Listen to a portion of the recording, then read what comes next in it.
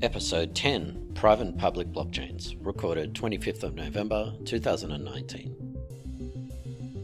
This is BitcoinBasics Podcast with your host Faris, that's me, and Gordon from Coin Compass.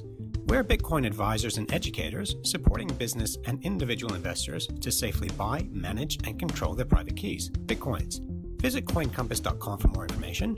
This podcast is strictly educational and is not intended to be financial or investment advice. Full disclaimer in the show notes and at the end of this episode. Yep, let's go. All right, Gordon. So tell us, what is a private blockchain? Well, what is a public blockchain, I hear you ask? Well, I'm not going to go into the explanation of blockchain. You can have a look at our previous episodes. But for the sake of simplicity, let's consider the blockchain a database or a spreadsheet or what people call a ledger. The key terminology is distributed ledger, but let's just call them all the one thing. So a private database is obviously something that only certain people can access, and a public database is something that everyone can access. So with these are key terminologies, and again, you can find these out on our website and our previous podcasts and writings. So distributed ledger is one that is shared where anyone can join. Yeah, one of the things that people do get confused between private and public blockchain is they think that a private blockchain is not distributed, and actually it is. So the key difference is the participation. A private blockchain has to be, in effect, an invite only. So that might be a corporation or a private business, and whereas a public blockchain is obviously on the internet. So it's more about the participation than it is the other effects like centralization, decentralization, distributed, or otherwise. So with that, anyone who's ever used a Google spreadsheet, when you turn on sharing, you've got a few options there. You can share it to anyone. It's available publicly. So that means it's distributed. Anyone can basically find it, or only to people that you invite. So with the invitation, it's emailed, the link is emailed directly to some people, and you give that person's email address access. So public blockchain like Bitcoin, anyone can join the Bitcoin blockchain, download the whole blockchain, as in become a node, become a miner, anyone can do that. Private blockchain, not open to everyone. That's correct. So again, it really comes down to the participation. Can you access the blockchain? Do you need an invite? Or like Bitcoin, can you just download it? You don't need to ask anyone's permission. Can you just go and start doing it? Yeah, that's the main difference. So who's using private blockchains and why? Absolutely everyone. Why? Because it's the blockchain buzzword. Most of them are around supply chains. So if you're a manufacturer of something, maybe a car manufacturer or whatnot, you may have certain vendors and dealers and distributors that you want to share a ledger with. So it's a private ledger, but it still is being shared amongst certain companies or organizations. And again, it is invite only. So just like the public Bitcoin network where you got nodes, you have the same terminology. Whichever company probably set it up, it's probably got more nodes and more authority over the others. But the theory is the same. You still have nodes like you do in the public blockchain, but with a private blockchain, I can't just decide that I want to be a part of, Ford's supply chain. So when you say nodes, we're talking about people who have downloaded the entire ledger, and that ledger is getting updated at the same time. But let's just say, okay, Ford is running a blockchain. Why would they go into the effort of setting up a whole new blockchain when they can just use something like Google Spreadsheets or an internal system to share a spreadsheet, to share a ledger? That is the $1 million question. To be honest, I'm not sure of the answer because we've had databases for 70 years and they've been working pretty well.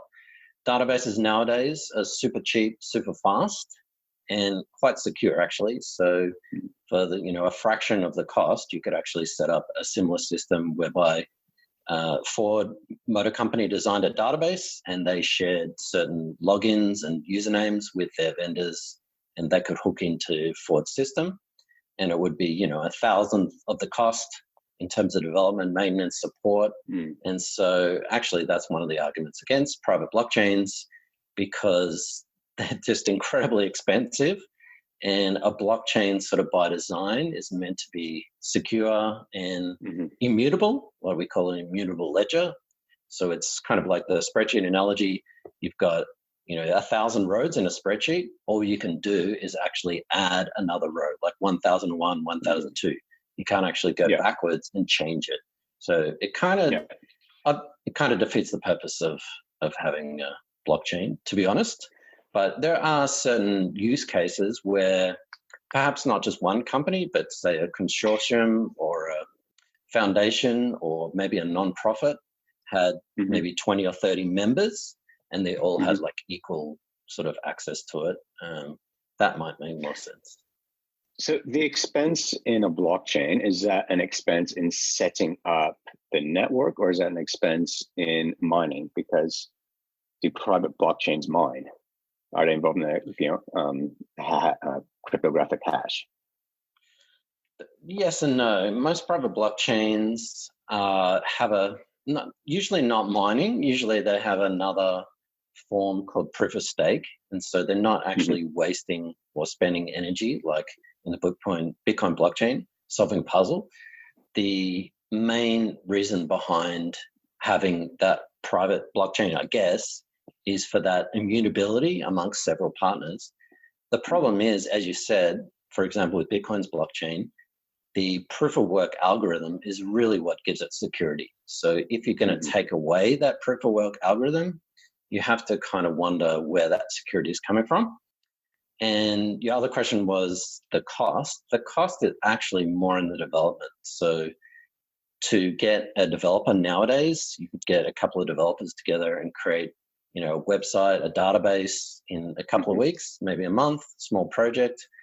Or you could hire blockchain engineers at, $1 squillion and see your costs pretty much blow out. So once that blockchain has been designed, you've got the maintenance of it, you've got, patching, you've got security, you've got all sorts of things that you need to worry about. Whereas using a centralized database, nowadays is even free. There's pretty much open source tools to do that for free. So is there anything more to private blockchain or company blockchain than just a media hype? Because we did see this was a Heinz blockchain or Campbell Soup blockchain. They just added blockchain to a name and the stock price went 400%. So is there actually any value to a private blockchain beyond media hype? You're probably asking the wrong person about this, because I'm not in a traditional industry like a car industry or the insurance or something that deals in supply chains. I guess the only thing that I could come up with is that obviously it's faster because you're not dealing with proof of work algorithms. It's also more scalable. So if you wanted to add another node, so for example, if Ford had a new vendor or something like that, they could just revoke access to the old vendor and give the new vendor access. But then again, you can do that in a database, and most of the databases nowadays can do more than 1 million transactions a second. And these are open source databases. These are things that you can just basically plug in. Within an hour, you could set up a database on a website fairly easily. So again, it kind of defeats the purpose of the security or the proof of work of a blockchain. All right, cool. Okay, that answered my question. Yeah. Essentially what I came up with is that public blockchains are more secure and they're open and transparent. So if you're dealing with something like nonprofit or donations or something, or government even, when you need to track the actual transactions, the public can kind of see what's going on. So I guess that's the advantage. The advantage of private blockchains is they're scalable and they're faster. In terms of private blockchains, I guess the disadvantage is that they are centralized. And if they're centralized, then you may as well just use a database because it can be infinitely faster. It's going to be probably more secure, and it's going to be cheaper to develop as well.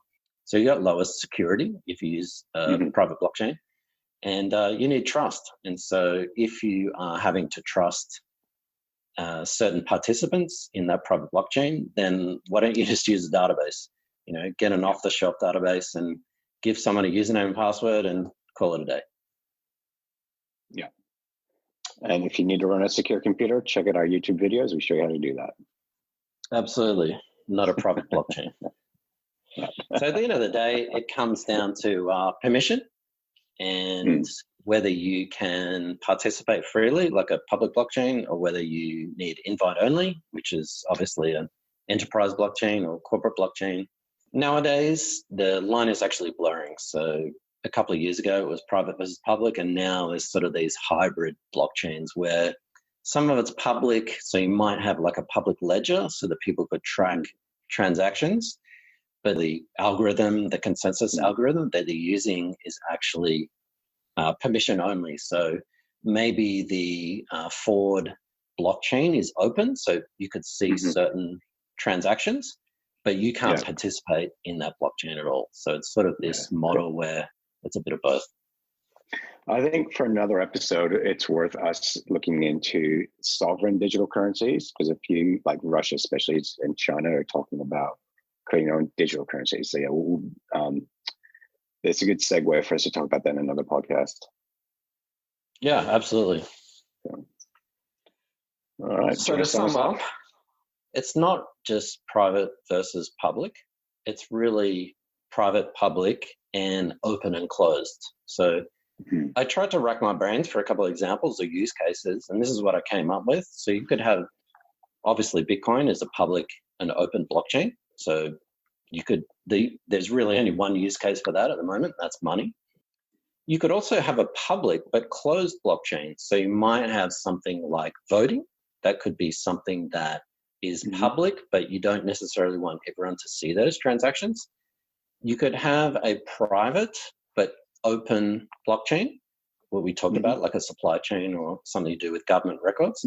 But you could also have a private and closed blockchain. And I kind of couldn't really think of a use case for that. Maybe something like a tax return or something like that. But yeah, to be honest, a database would make more sense. Okay.